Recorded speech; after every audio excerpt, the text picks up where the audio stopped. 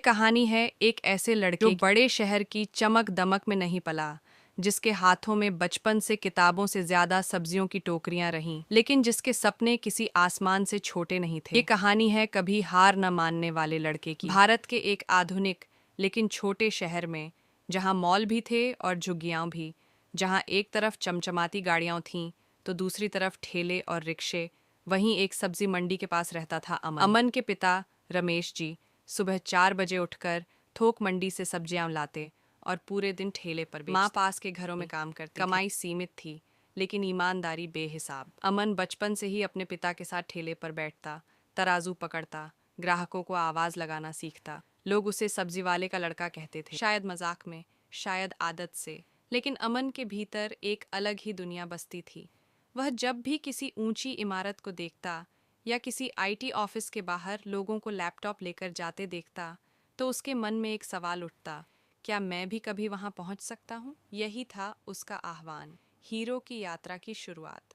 School में अमन औसत छात्र था, न महंगे कोचिंग सेंटर, न घर पर पढ़ाने वाला कोई।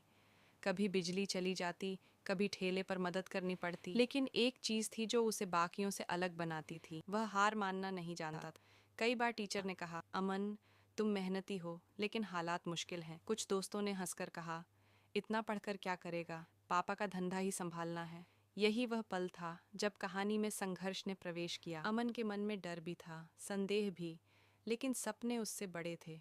उसने तय किया, अगर मेरे पास संसाधन नहीं है तो मैं खुद संसाधन बनूंगा। वह सुबह स्कूल जाता, शाम को ठेले पर पिता का हाथ बटाता और रात में मोबाइल की हल्की रोशनी में ऑनलाइन फ्री वीडियो देखकर पढ़ाई करता। कभी आंखें जलती, कभी नींद जीत जाती, लेकिन हर सुबह वह फिर उठ खड़ा होता। समय बीता, अमन ने 12वीं अच्छे अंकों से पास की, लेकिन अब सबसे बड़ा सवाल सामने था, कॉलेज। फीस सुनकर पिता चुप हो गए। माँ की आंखों में चिंता उतर आई। घर में पहली बार सपनों और हकीकत की टकराहट हुई। रमेश जी ने भारी आवाज में कहा, बेटा अब काम संभाल ले, पढ़ाई बहुत हो गई। यही था हीरो की यात्रा का सबसे कठिन मोड़। उस रात अमन सो नहीं पाया। वह जानता था, अगर आज झुक गया तो जिंदगी भर झुका ही रहेगा। अगले दिन उसने फैसला किया, वह दिन में पार्ट टाइम काम करेगा और रात में पढ़ाई। उसने एक छोटे से प्राइवेट कॉलेज में दाखिला लिया और एक डिलीवरी कंपनी में शाम की शिफ्ट करने लगा।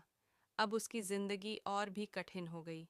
दिन कॉलेज, शाम डिलीवरी, रात पढ़ाई,